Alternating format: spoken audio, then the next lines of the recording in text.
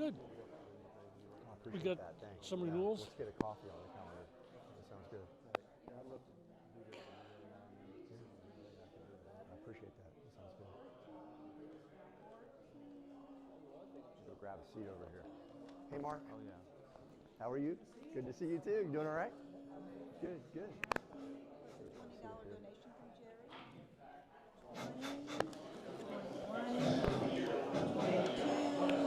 Test, 1, 2, 3. About 20, 30, 35. That's not bad for a small turnout, yeah. I know. I'm real happy. Yeah.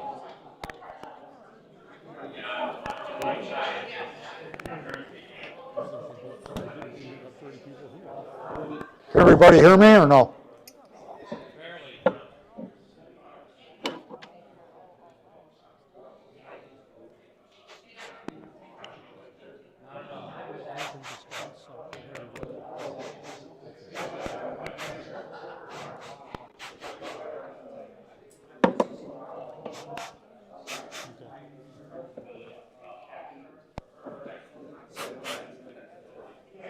Where's the volume control on this thing?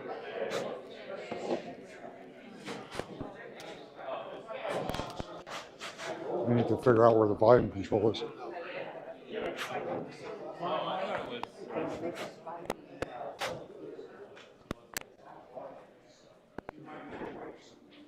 Oh, it's up there?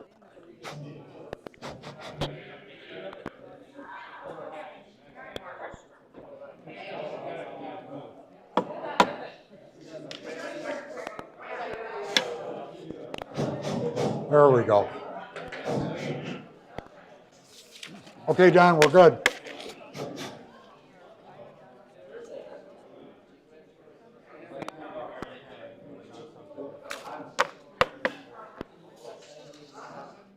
Oh, wow.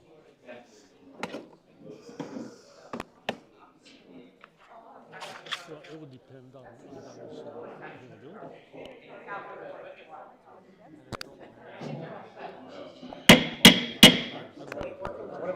No, we just turned it up. It was too quiet. Yeah. Good evening, ladies and gentlemen. Welcome on this brisk January night in Florida. When I moved down here, I didn't sign up for this. I came from Chicago. I mean, come on. This is not supposed to be this cold out here tonight. Okay, well, let's get this meeting started.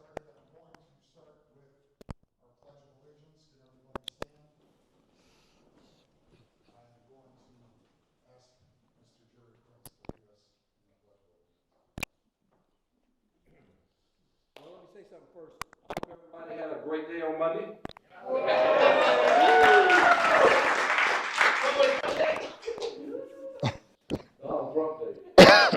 right. I pledge Allegiance to the flag of the United States of America and to the republic for which it stands, one nation, under God, indivisible, with liberty and justice for all. Thank you, Jerry. And now for our invocation, David Andrus. Where are you, Dave? There you are.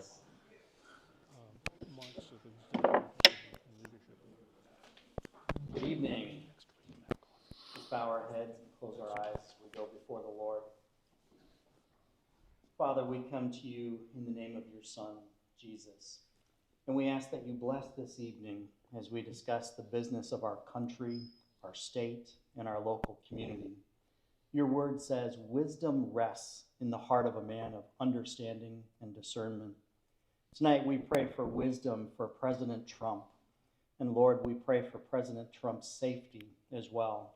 Cover him and protect him. Go before him and watch his back. Keep him strong, focused, humbled, and determined. We pray for favor and blessings, not only for President Trump, but also for all the leaders of this great country. May doors open, votes be cast, and plans be executed.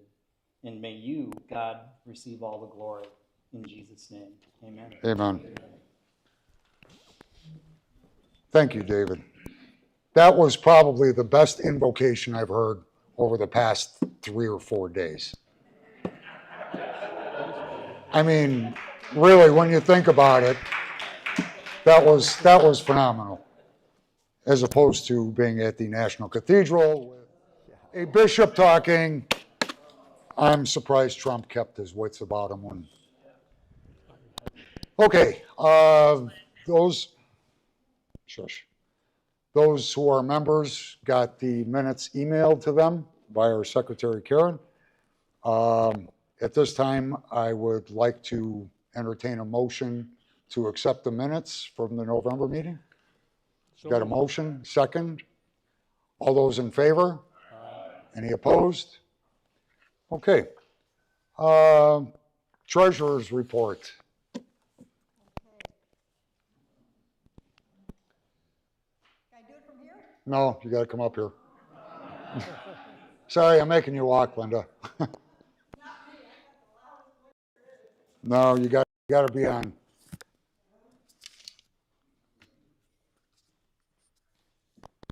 Okay, this is going to be really long.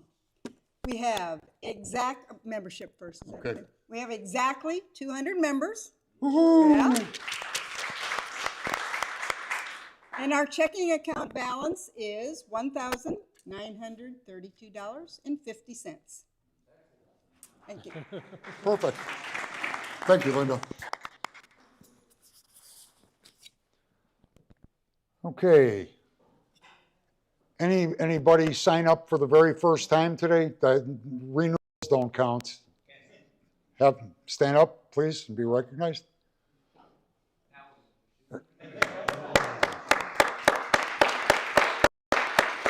Thank you. Now, would my veterans please stand up?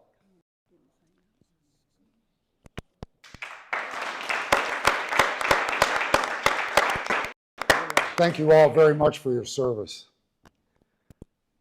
Okay. What? I'm already standing. Any other first responders? Fire, police, paramedics? Thank you, gentlemen, for your service. Okay, now we come to the part where everybody wants to hear me talk, I know. Okay, how many people watched the inauguration on Monday? Woo-hoo! How exciting was that? Over 200 executive orders signed. Finally, we have a president and a commander-in-chief that we can count on to make America great again.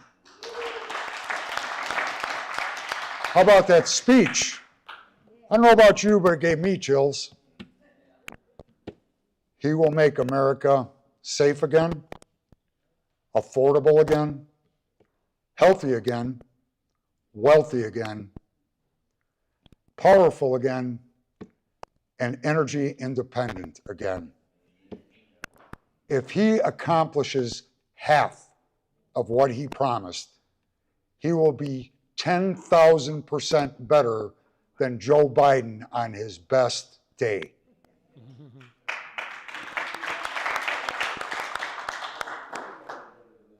How many people here watched the Senate confirmation hearing on Pete Hegseth?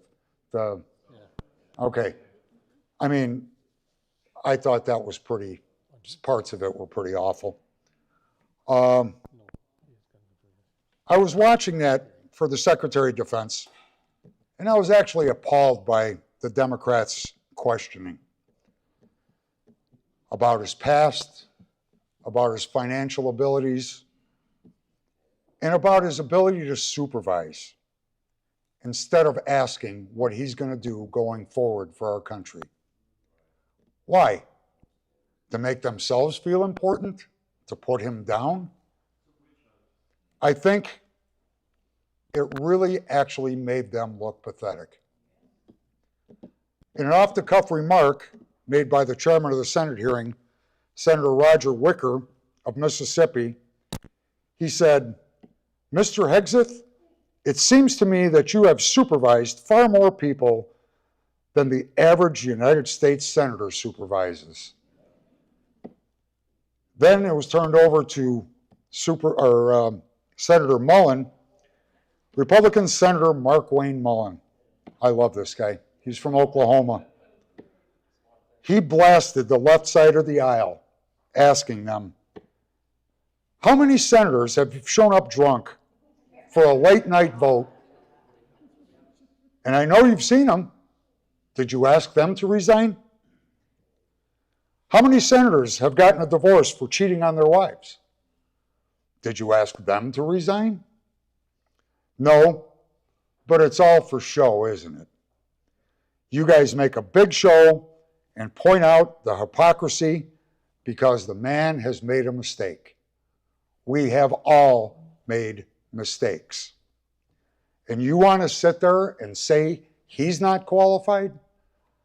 And I think he went on to say something like, the only reason we are lucky enough to sit here today in this Senate confirmation hearing is because we convinced people to vote for us.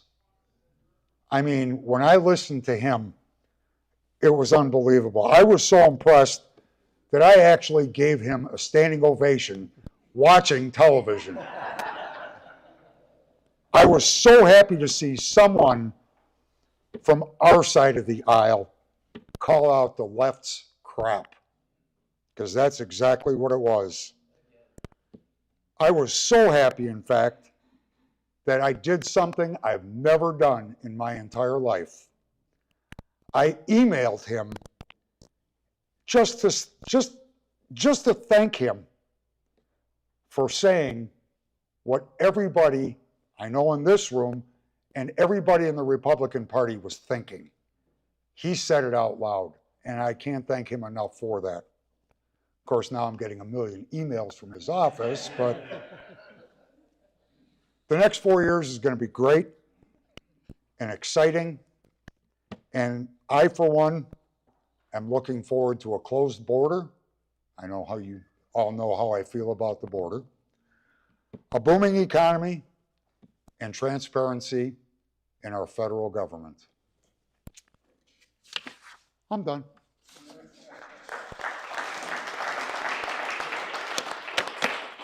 Okay, got a couple things here that we need to clear up. Old business. The lady in the back there, Miss Linda, our treasurer, also our membership person. If you haven't had the opportunity, please renew your membership. That would be awesome. We really don't have anything under new business, so yes, sir. If you hadn't got your badge, go back and get them. Oh, that's true. If you ordered a badge, they're in the back, and if you haven't gotten it yet, Linda's got them back there. We don't really have a whole lot under new business. We do have a guest with us tonight who is actually running for the 6th district. How many people here are from Lake County? Anybody? Okay. This gentleman is running for your district in Congress, Aaron Baker, and I'm very pleased to give him the microphone to let him tell you a little bit about himself and see what you guys can come up with. Come on.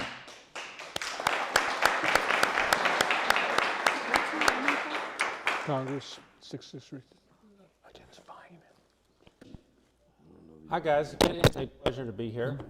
I actually live in Lake County Oh, I know. and work in Lake County. I built a couple of golf cart garages up here. I remodel bathrooms, remodel kitchens, so it's a pleasure to be here. I've a couple of familiar faces up here. I'll tell you a quick story. I did not know until I started running for Congress that drinks on demand in the United States House of Representatives is a real thing.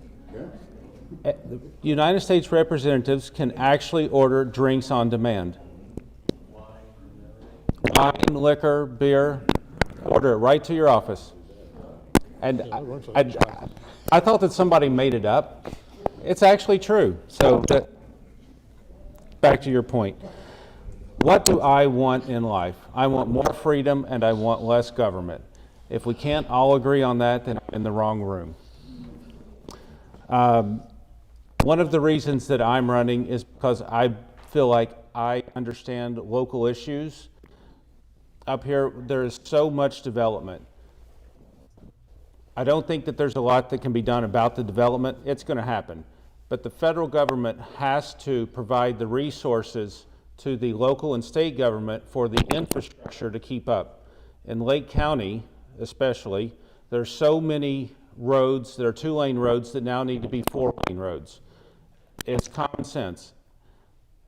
I thought that having someone that lived outside of the district try to represent us, those are things that would go unheard.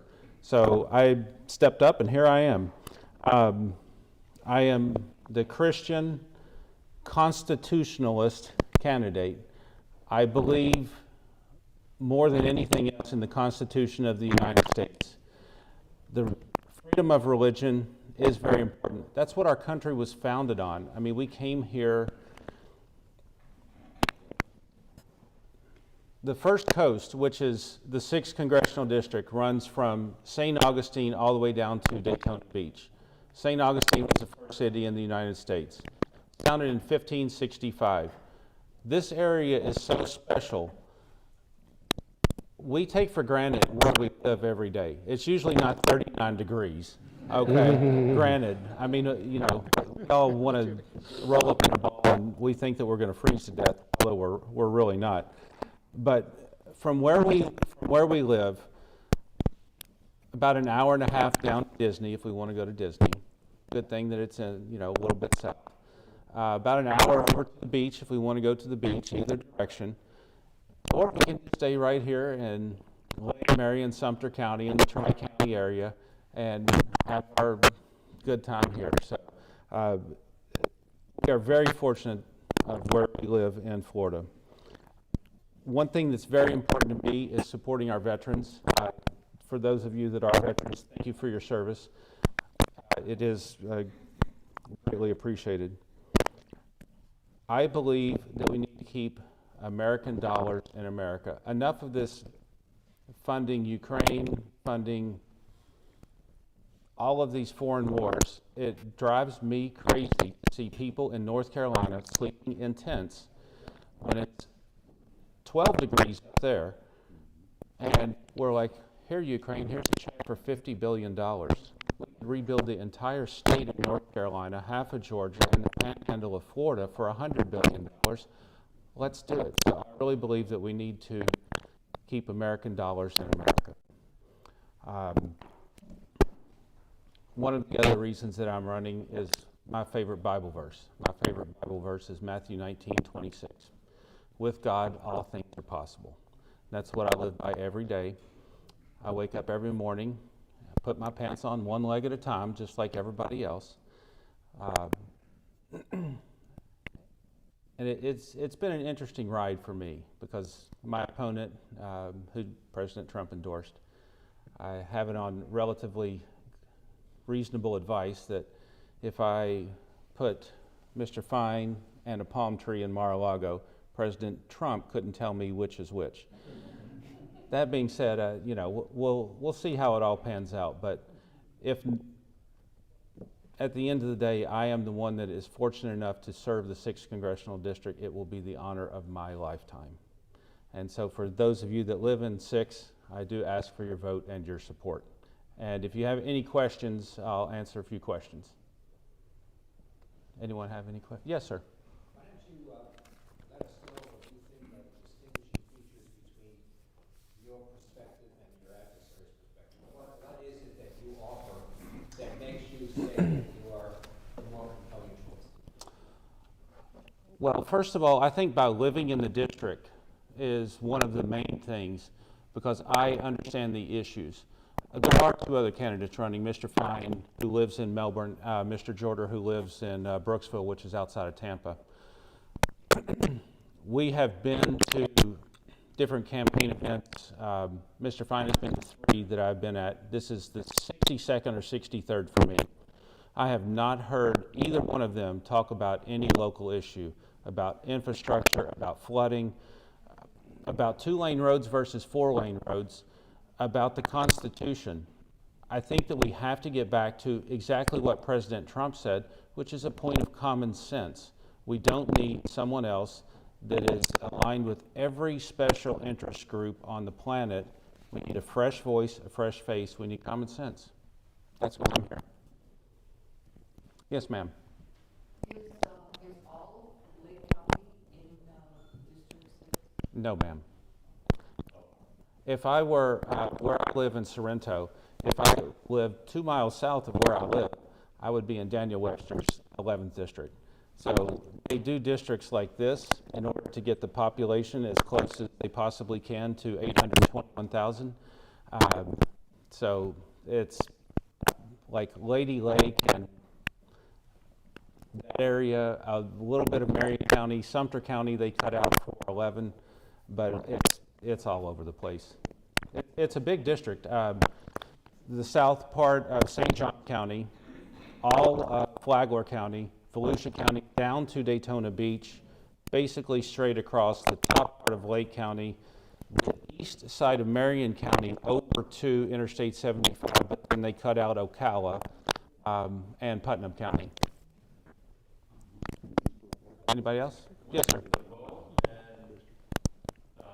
This part of Lake County where I'm going, like 470 just south of here is probably your district. So you have to check the exact address because, like I said, even in my zip code's 32776, there are portions of my zip code that are in 11 and portions that are in 6. So, I mean, it's literally, if you told me a neighborhood, it could split the neighborhood. The early voting started last Saturday. It goes through this Saturday, and the primary election is Tuesday. Yes. Sure. Say you would get elected. When you would get elected, So, Congressman Waltz is currently working on the Life Saving Gear for Police Act. That's something that's very important to our first responders. It's something that President Biden stopped with a simple executive order. What that does is that allows policemen, firefighters to buy military surplus equipment. President Biden just stopped it with a stroke of a pen. Congressman Waltz wrote the legislation, Life Saving Gear for Police Act. It's very important. We have to get that legislation passed. Also, Congressman Waltz's office is working on funding for the Army Corps of Engineers for the entire 6th District coast for erosion study. So basically, if the answer are jetties or whatever needs to be done, the Army Corps of Engineers is the most competent group of people on this planet that can figure out how to mitigate the beach erosion the best. Those are the first two things that I would tackle.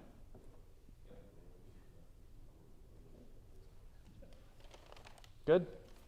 When again did you say the election was coming and what date? So early voting is now through Saturday. Okay, so literally right now through Saturday. Marion County and Lake County are both the same, 10 a.m. to 6 p.m. Primary is Tuesday. Final call?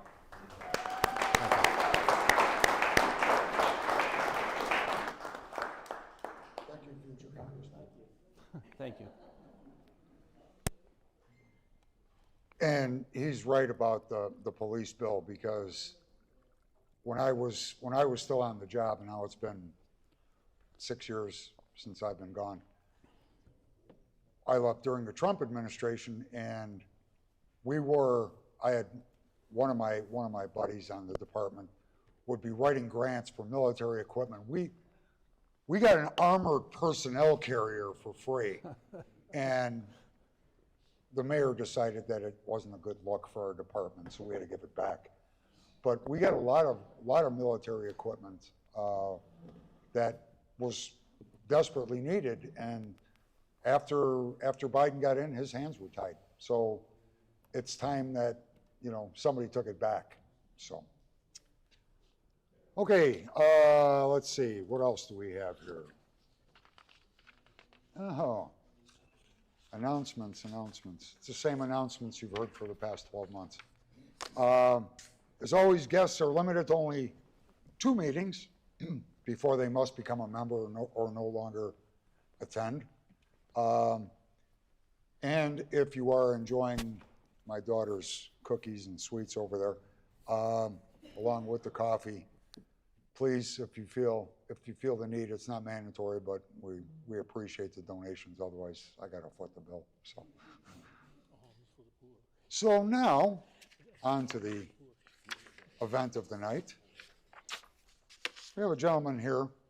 You probably have seen him. He was at our meeting in April of last year. He graciously said that he would do it again. He's a sixth generation Central Floridian. After graduating from the University of North Florida with a political science degree, he went to work on special elections for the Republican Party of Florida. He next worked on the State House campaign of Marlene O'Toole.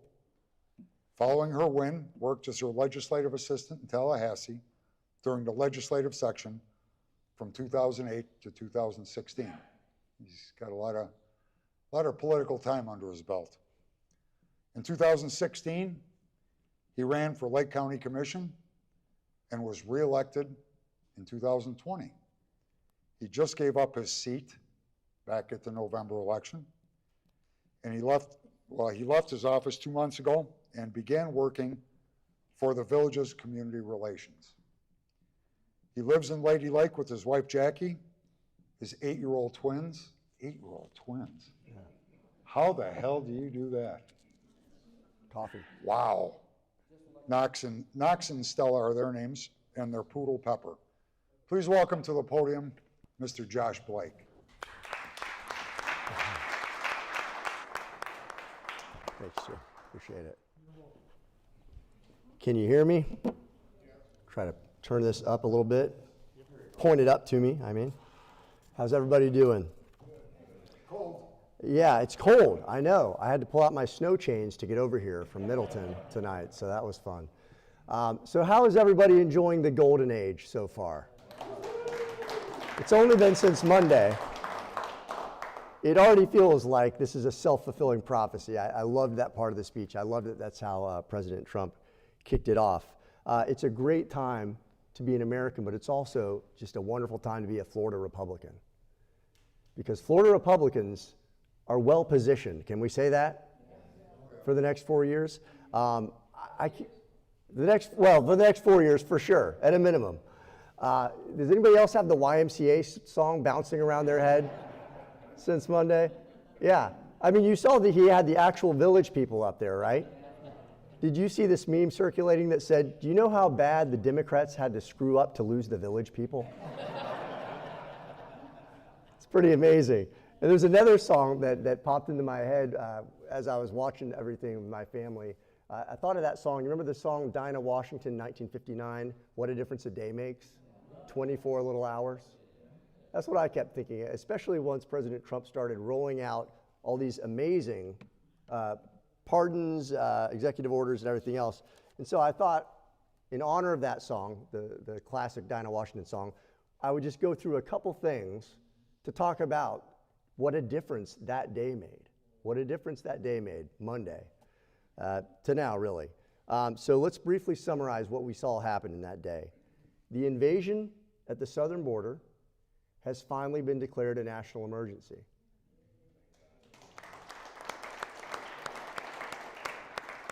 It is a scandal of historic proportions that what was allowed to happen to our country. If your front door is sacred and inviolable, our border is sacred and inviolable. It's the same principle that applies. And so that's just what a difference a day makes, the difference that's going to happen on our southern border. Biology is suddenly real again. Anybody notice that? Biology? So it turns out that the men and women were not just a figment of our imagination this whole time. After all this gaslighting, isn't that shocking to realize? We were right. We were right. There are such things. Biological sex exists. What a difference a day makes. We are leaving the World Health Organization once again.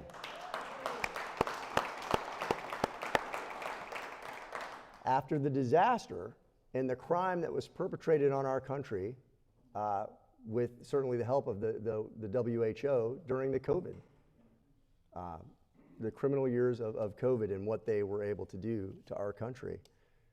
Global warming is gone. My snow chains. It's blizzards in Florida. It took one day. Yes. What a difference a day makes. Global warming is a distant memory, and the beach in Destin is white to match the sand. So that's another thing. We have reasserted already, since Monday, American dominance in the world.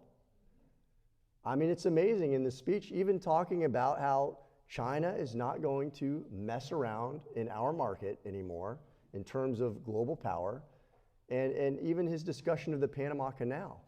What a refreshing change. We have a president. We have adults in charge. And it is just such a palpable change because it happened so quick. What a difference a day makes. Did anybody hear the president use the word manifest destiny in the speech? When's the last time we heard that kind of terminology from our leadership? It gave me goosebumps hearing stuff like that. Absolutely. It's been a while. He has an executive order to get rid of DEI in our institutions and with our contractors. And DEI, of course, is just the bizarre notion that institutionalized racism is okay. Long ago, we determined that institutionalized racism is just a pox on your culture. It's a cancer that eats away at your ability to live with your fellow man. All men are created by God. All men are created equal. We're going to return to that. Deregulation via DOGE. Anybody been following the recommendations DOGE is coming out with? Our economy, and this isn't just, if we're being honest, this just isn't just a federal issue. The state and local regulation also strangles the creativity and innovation that makes capitalism special, that allows a capitalist society to innovate. So I can't be more excited about, I know Vivek, I think, is off DOGE now. I guess he's going to be running for governor of Ohio, which that'll be cool. But Elon Musk is still there. And DOGE is hopefully going to make a big dent. He's paused all new regulations. I think one of the lasting legacies, certainly one of the lasting legacies of the first Trump term, was his efforts to deregulate. Now, we've got to dig out from under the last 4 years and what was allowed to happen. But the deregulation alone would just be such a seismic shift for our country. And that's one of many, many things that we're going to see change. Now, here's a big one: censorship. The censorship industrial complex that emerged. I think we saw hints of it during the Obama years. That's when kind of the groundwork was laid. But with astonishing speed during the Biden term, what Mussolini described, I don't know if you ever heard Mussolini's definition of the term of fascism, is the merger of the state and the corporation. When state officials, when government officials can behind the scenes force a social media platform that has more influence and more exposure than all of the networks combined to deplatform a sitting president while allowing the leader of Iran to continue to have a voice on that stage is just unthinkable. Unthinkable. But it happened. But what a difference a day makes. What a difference a day makes. Censorship, I love that President Trump treated this so seriously in his speech. The days where the government can collude with left-wing activists in the media to silence tax-paying American citizens who have every right to believe that they have free speech in this country, those days are over. And thank God, because without free speech, there's not much of a country left to defend. And, you know, another thing, this is just a side thing, it's kind of a silly thing, but it's not, is who of us, once it warms up, can't wait to drive west and soak up the sun next to the Gulf of America? Isn't that going to be great? That's a change. It's going to take me a while to get used to that, but it's cool. It's cool. Everything that he's done so far, I love. I have no criticism so far, but I just go through this very small summary of the changes that have been made in essentially a day to tell you that what excites me about what has happened and about what we've accomplished, and in case I forget to say this later, congratulations to all of us, because all of us were a part of this. We suffered. We suffered through some bad stuff for 4 years, but all of us getting involved in clubs, talking to our friends and neighbors, making political donations, we all rose up and made this happen in various degrees. And so this is something we need to appreciate, that it can be done. I appreciate that in the future I'll be able to point back to this week and tell my 8-year-olds, it can be done. This country can be saved. This country is worth saving. And so what these things represent to me is a return to what you've heard called first principles. The reason this country is the shining city, has been the shining city on the hill, and will once again be a shining city on the hill, is because of these first principles, because of the traditions that people fought and died and, forsook blood and treasure to preserve, to hand down to us. And I thought there's a great quote on tradition I thought I would just read you. I printed it up because I know I'd mess it up. Anybody heard of G.K. Chesterton? Okay, he was a British writer, turn of the century. He said this. He said, "Tradition means giving a vote to the most obscure of all classes, our ancestors. It is the democracy of the dead. Tradition refuses to submit to the small and arrogant oligarchy of those who merely happen to be walking about. All Democrats object to men being disqualified by the accident of their birth. Tradition objects to their being disqualified by the accident of their death. Democracy tells us not to neglect a good man's opinion, even if he be our servant or our worker. Tradition asks us not to neglect a good man's opinion, even if he is our father." So I think what our country slipped into, and it's a very slippery slope indeed, was this idea, it's an argumentative fallacy, call it argumentum ad novitatem, the argument from novelty, the argument from modernity, the idea that because something is new, it is superior. We know this is not true, because we know that the reason you learn history is to prevent yourself from repeating history.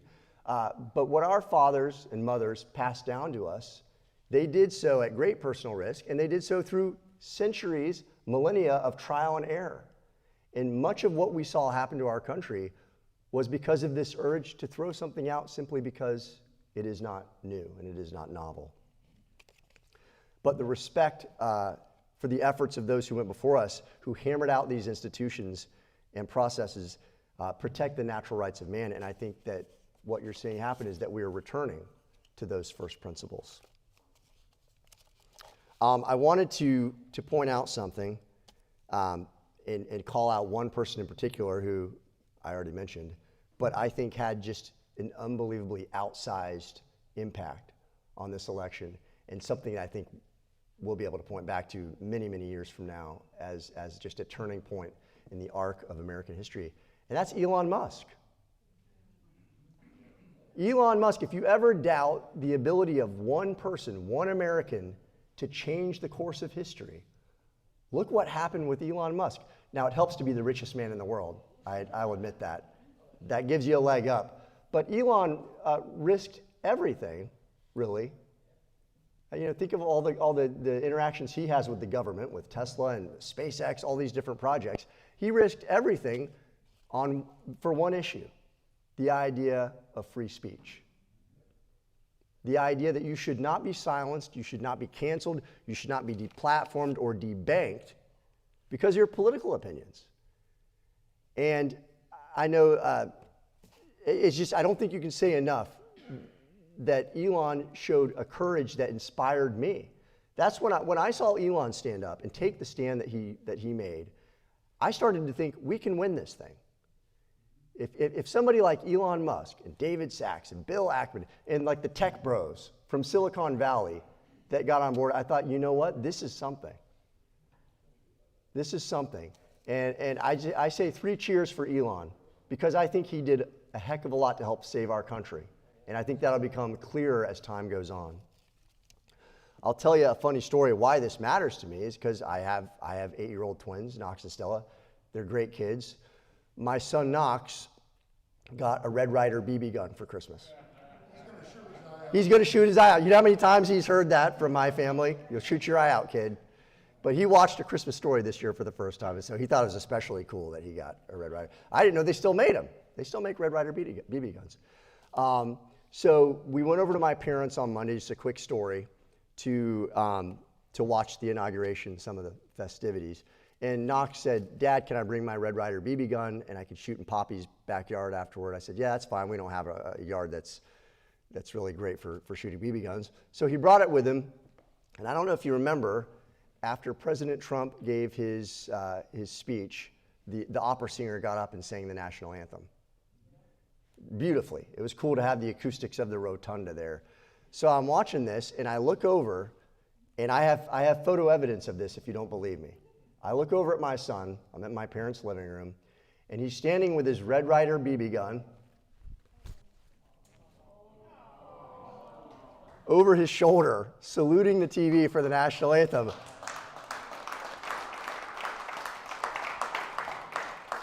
And I thought, am I in a Norman Rockwell painting? What's happening right now? It was so crazy. I get a picture of this. I'll show it to you if you want. But I kind of got emotional about it because I thought, this is why we did this. We could not let our kids inherit some kind of watered down version of the Soviet Union. I don't know where we were headed, but it wasn't good. And so to me, this return to tradition, to return to what we know works, because America was an experiment. And it's been a very successful experiment. You don't reinvent the wheel. You don't change what works. And so to me, I just had this kind of overwhelming sense of, you can kind of exhale, and like, our next generation, our kids, our grandkids, they're going to have a shot. They're going to have a shot. And I'll tell you something. One thing I was reading through a couple weeks ago, actually. Has anybody ever read Thomas Jefferson's first inaugural address? I hadn't. I had seen little clips of it, but I had never sat down and read the whole thing before. It's excellent. It's excellent. And as I was thinking about this idea that we're returning to these first principles, to kind of the natural rights that we know are granted to us by our Creator, not by man, I read this and I thought, this applies now. And this was the first inaugural address, March 4th, 1801. These words were written. Thomas Jefferson said this. He said, and this was after he had gone through kind of a list of basically what we would call our civil liberties and the importance of these things. He says, these principles form the bright constellation which has gone before us and guided our steps through an age of revolution and reformation. The wisdom of our sages and blood of our heroes have been devoted to their attainment. They should be the creed of our political faith, the text of civic instruction, the touchstone by which to try the services of those we trust. And here's what I think just happened to us. Here's how he closes. And should we wander from them in moments of error or of alarm, let us hasten to retrace our steps and to regain the road which alone leads to peace, liberty, and safety. And I think that all of us collectively, by rising up and saying, no, we're going to go back to what works, I think that we have preserved this vision of America for the next generation. And I could not be more excited about it. I could not be more excited about it. So that was really what I wanted to say about the election, about the kind of the moment that we're in. I did want to just briefly mention, if you had to sum up the next 4 years, Florida is in charge. Anybody notice that? Have you gone down the list? Donald J. Trump, Mar-a-Lago, the Southern Command, right? Marco Rubio at the State Department, our own Pam Bondi as Attorney General, Michael Waltz, CD6, that represents, we had someone here today, that represents part of the villages. I live in Lady Lake, I live in CD6. We are going to have an outsized influence. Florida Republicans will in many ways be ruling the world for the next 4 years. And what a great time for that to happen. The Keep Florida Free movement that Governor DeSantis has just so courageously fought the last, his time in office. we get to export that. And that's gonna have ripple effects for generations to come. So Florida is gonna rule the world. I was gonna mention that Ashley Moody now, right? Ashley Moody has been a great friend to our community, to the villages. I think she's been here 12 times, I read in the paper, since she filed to run for AG. A familiar face. She'll be a reliable, I don't know if you guys saw one of her first tweets after it was announced that Governor DeSantis would be appointing her. She says, now it's time to fight inflation the best way we know how, time to audit the Fed. Did you guys see that? I thought that was great. I wouldn't have expected that from Ashley. So that was great. But then the chief of staff of Governor DeSantis, also a good friend to our community here, James Uthmeyer, I always say that wrong. He will be replacing her at the AG's office. So we just are very well positioned, I think, to really have some big fights in a good way to defend conservatism on the national stage. What's that? Susie Wiles, thank you. Susie Wiles, I knew I was forgetting somebody. Susie Wiles, longtime Florida operative who is just gonna be intimately, I'm sure you've seen, she is intimately involved at the president's side in that white suit every step of the way. So I just think that as Americans, certainly we can be proud at what's going on in this country, but as Florida Republicans living in the reddest part of one of the reddest states of the country, this is our moment. This is our moment, and I have never been more optimistic about what that means for the country, for Lake Sumter, Marion counties, and for the villages. And so I just want to leave you with that optimism. I know there sometimes people want to hear what's going on, any new updates. I just want to let you know Eastport is rapidly moving forward here. We cut the ribbon 2 weeks ago on the new the Villages Health facility down there.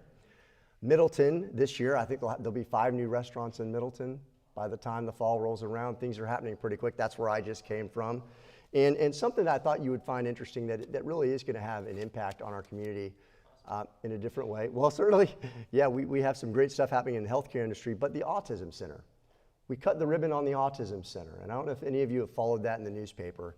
We did that and took our first class over at the charter school, and basically they converted the old, what was the primary center at Buffalo Ridge up in the north part of the community to a center that is just going to be a school for those on the spectrum. And this is already, I mean, this is already attracting a lot of attention. I just saw Channel 2 News did a great piece on the Autism Center and the impact that's going to have on local families and folks who work and live in our community. And so good things are happening politically, locally, and I'm sure there will be disappointments along the way. There always are, but let's enjoy the moment now because right now we're flying high. Yes, sir. Who's on the board of that Autism Center? I am helping out on the board right now on the autism. I am helping out, so I have some knowledge of that. So we started off, it's opened up midway through the year. We're starting off slow and going to kind of ramp up as we figure it out. 19 students right now that we have in the Autism Center up at the Buffalo Ridge campus. So exciting stuff. And I'm just proud to be a Florida Republican, and I thank you for having me.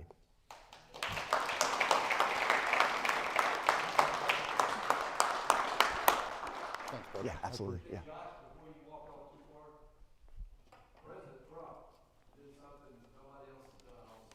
What's that? Make America Florida. That's right. Make America Florida again. That's right. Is that your notes there? Okay. Yeah, sorry. I can't talk without my papers, just like the Democrats, you know. Come on. I don't know, has anybody seen Laura Ingraham on Fox News? I mean, she had the best thing I've ever heard from her on Monday not Monday. It was right after Hexit's Senate confirmation hearing. She goes, you know, I can read my teleprompter and I'm reading it now. She goes, but I wrote the script. All of these Democrats that were sitting there beating up on Pete were all like this while they were talking to him. She goes, if they didn't have their paper, they wouldn't know how to talk.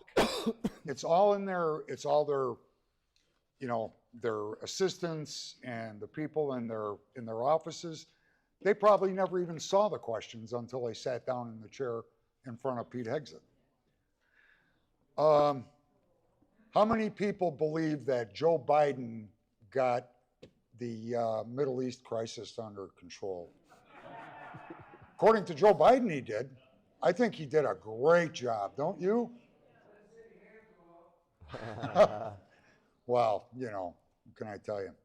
Okay, we got one last speaker here, Mr. Phil, if you would come up and say a few words.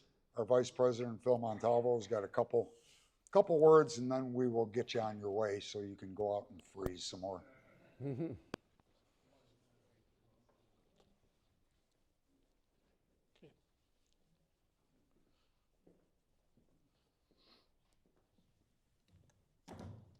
you go. Okay, thank you. I would be remiss if I did not thank all of those who participated in this past election. We have a lot of folks in this club that went out and did a lot of work for candidates. When we started this club 1 year ago, now, this is our first anniversary meeting, by the way, that was the name of the game. We wanted to help people get elected. We did. And this club thanks everyone for that reason, and we'll keep on doing it. 1 year ago today, not today, but this month, we had our first meeting as a new club. 1 year later, we have 200 members paying dues. Okay? That is a tribute to all of you. And we will continue to grow. To that end, almost forgot, the first meeting we had, we were under severe thunderstorm warnings. It was pouring down rain. The flags were straight out in the wind. And Jim and I were sitting in the other room over there, with the card room where we first began, wondering whether anybody was going to show up. And we did have a good turnout. So today, before the meeting started, we're talking about, said, it's about a 25-degree wind chill. The wind is blowing, the coldest day of the year. And here we go again. And look what a great crowd we have. So thank you, guys. One last thing. And I speak from experience. Any club that sits on their hands dies. We need involvement. We need folks to step up and work with us in leadership, in committees, fundraising, and different things. So I would like to, extend an invitation to contact Jim or me, or, just let us know, because we do need to get some new blood in the system here, folks, so we can keep on going, keep on growing. And hopefully by this time next year, we'll be, 300 or 400? All right. Well, thanks again, guys. Be careful, be safe. Yes, sir. Just one question for you. Is there a website with these committees, or what needs to be done, or mission statement or anything like that? We don't. We have a Facebook page, which has been, up and active, not terribly, but I monitor that. So if you want to drop a line on Instagram and that website, we can communicate that way. I do communicate with a lot of you folks on that Instagram link to our website, to our Facebook page. So feel free to do so. We don't have a website. It's not cost effective at this point. So we do need to have the ability to raise money. We pay for this room, which gives us the ability to open it to any Republican, whether they live in the villages or not. We have a lot of Lake County folks that don't live in the villages. We have people in Sumter that don't live in the villages. You have to be a registered Republican? You have to be a registered Republican to belong to the club. That's the only requisite. And it doesn't even have to be in Sumter County. It can be anywhere. Yeah. So you. It's the Republican RCTV, Republican Club of the Villages. And you can pull it up on your Facebook page and follow us. We have, I think, about 250 followers at this point. And we interact with a lot of them. And I know everybody can't make it to all the meetings, But one thing I'm going to leave you with, the objective this year of this club, one of the things we've been talking about, is to have some really top-notch speakers. We led up with Josh, and he was great. So, big names, names you'll recognize, hopefully. Jerry in the back is helping us with that. He has connections because with the different individuals that may participate. We've had them here in the port. We did, when I was with the other club before this was formed, we did have Congressman Waltz come in. We had Congressman Donalds come in. And so we are hoping to replicate some of that this coming year. If you have any ideas, suggestions, please pass them along. Otherwise, thank you. Yes, sir, Jerry. You want to mention a couple names? I talked to him 2 weekends ago. Byron Donald, Corey Mills. All right. And he indicated that he would be willing to come? They're willing to come. Okay, so there you go. So look forward to that. And we're going to hold Jerry to feet to the fire to get him here. So, okay. Godspeed, God bless, and thank you. Thank you, Phil. How cool would it be to get Donald Trump to come here? I think we'd have to rent out the polo fields again. Because the last time he came down here, the polo fields were about the only thing big enough to hold the crowds. Maybe I'll call him later and see if he's willing to. Good. And, just kind of adding to what Phil has said, I can't thank you all enough for being members of our club, because without you, there really wouldn't be a club. And we do really need some fresh blood, fresh ideas. Every once in a while, without a transfusion, you may just pass away, and we don't want that to happen. Phil and I are really cool guys. I mean, we really are. And to talk to us one-to-one, aside from my neighbor John over there thinking he's not so cool, but no, just please, if you really want to get more involved, and we really would like more involvement, call me, call Phil, send me an email, send Phil an email. We'll meet up with you for coffee. We'll have a beer with you, whatever, and we got to keep this club growing. I know it kind of makes a downturn after the election because all the excitement was leading up to November 5th and then January 20th. But as a friend of mine reminded me, Mr. Blake over here, we've got a gubernatorial race coming up in 2 short years. So this is going to be, another exciting race. And 2 years is not a long time. That's going to be pretty quick. So, but I just want to thank you for all your support. Yes, sir, Phil. Well, I forgot to mention, February 26th is our next meeting. Mark your calendars. February 26th, same place, Yep. same time. Same place, same time. 6:30, doors open. Meeting starts at 7. It's a Wednesday night. And thank you. I do appreciate it. And God bless America. May I have a motion to adjourn? So moved. So moved. Second? Second. Anybody opposed? I didn't think so. You all have a safe night. Stay warm. Take care.